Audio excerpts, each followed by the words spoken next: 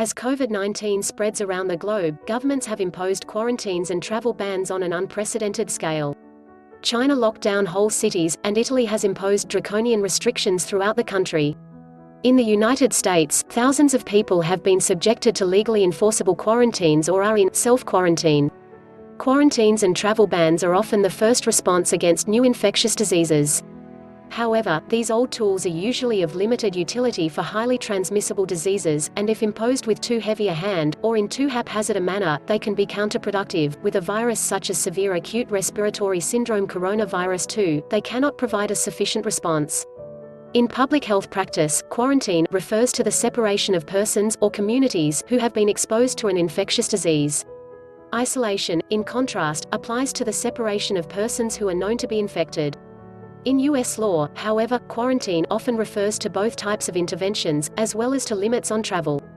Isolation and quarantine can be voluntary or imposed by law. Inside the country, isolation and quarantine orders have traditionally come from the states. Courts have typically upheld these orders in deference to the state's broad powers to protect public health. Nevertheless, courts have occasionally intervened when a quarantine was unreasonable or when officials failed to follow necessary procedures. For example, in Juho v. Williamson, 1900, a federal court struck down a quarantine imposed by San Francisco in response to an outbreak of bubonic plague because it was racially motivated and ill-suited to stop the outbreak. Although isolation and quarantine orders have been less common in recent decades, many states have isolated patients with tuberculosis who did not adhere to medication regimens. At least 18 states quarantined people returning from West Africa during the 2014 Ebola outbreak.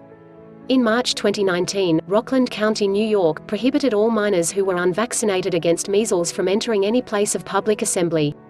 The federal quarantine power is limited to preventing the spread of communicable diseases into the country or across state lines.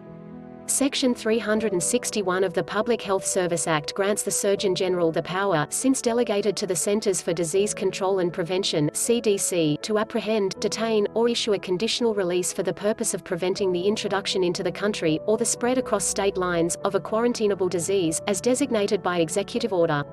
The current list includes severe acute respiratory syndromes, which encompasses COVID-19.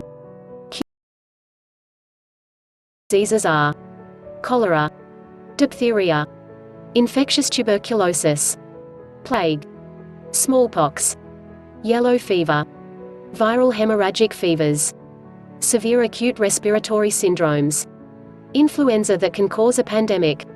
Finally, when governments detain people, they must meet those people's basic needs, ensuring access to health care, medication, food, and sanitation. Such standards are not only constitutionally compelled, they are critical to ensuring that detained persons comply with orders. Flattening the curve, slowing the spread of COVID-19 across space and time, is critical. The healthcare system cannot sustain a massive influx of infectious cases to emergency departments and hospitals. Patients with mild symptoms should stay home when possible.